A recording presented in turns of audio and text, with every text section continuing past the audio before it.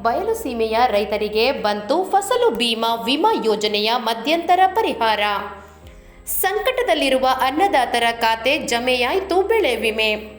2023-24ನೇ ಸಾಲಿನಲ್ಲಿ ಜಿಲ್ಲೆಯ 2,59,486 ಎಕರೆ ಕೃಷಿ ಭೂಮಿಯ 1,05,000 ಎಕರೆ ಪ್ರದೇಶಕ್ಕೆ 80,633 ರೈತರು ಬೆಳೆ ವಿಮೆ ನೋಂದಣಿ ಮಾಡಿಸಿದ್ದಾರೆ.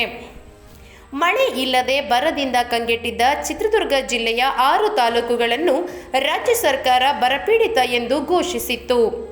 ಸರ್ಕಾರದಿಂದ ಬರ ಪರಿಹಾರ ಶೀಘ್ರ ಬಿಡುಗಡೆ ಮಾಡುವಂತೆ ರೈತ ಮುಖಂಡರ ಹೋರಾಟ, ಅಧಿಕಾರಿಗಳು ಬೆಳೆ ನಷ್ಟದ ಬಗ್ಗೆ ವರದಿ ನೀಡಿದರೂ ಬೆಳೆ ವಿಮೆ ಬಿಡುಗಡೆ ಮಾಡಲು ಬೆಳೆ ವಿಮಾ ಕಂಪನಿಗಳ ವಿಳಂಬ ಧೋರಣೆಯನ್ನು ಖಂಡಿಸಿ ರೈತ ಸಂಘಟನೆಗಳ ಹೋರಾಟದ ಫಲವಾಗಿ ಗುರುವಾರ ರೈತರ ಖಾತೆಗೆ ಬೆಳೆ ವಿಮೆ ಪರಿಹಾರದ ಮೊತ್ತ ರೈತರ ಖಾತೆಗೆ ಜಮೆಯಾಗಿದ್ದು, ಯುಗಾದಿ ಮುನ್ನವೇ ಬೇವು ಬೆಲ್ಲ ಸವಿದಷ್ಟು ಖುಷಿಯಾಗಿದೆ. ನಿರೀಕ್ಷೆಯ ನಡುವೆಯೇ ವಿಮೆ ತುಂಬಿದ ರೈತರಿಗೆ ಮಧ್ಯಂತರ ಪರಿಹಾರ ಹಣ ಬಿಡುಗಡೆಯಾಗಿರುವುದು ರೈತರ ಮೊಗದಲ್ಲಿ ಮಂದಹಾಸ ಮೂಡಿದೆ.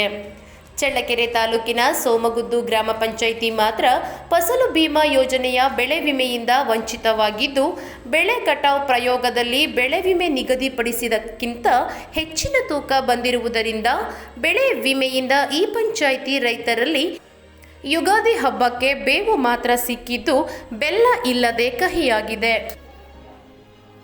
ಮತ್ತಷ್ಟು ಸುದ್ದಿಗಳಿಗಾಗಿ ಸಿಟಿ ಚಾನೆಲ್ ಚಳ್ಳಕೆರೆ ಸಬ್ಸ್ಕ್ರೈಬ್ ಮಾಡಿ. ನಮ್ಮ ಚಳ್ಳಕೆರೆ ಟಿವಿಯನ್ನು ಪ್ರತಿದಿನ ಸಂಜೆ 8 ಗಂಟೆಗೆ ವೀಕ್ಷಿಸಿ.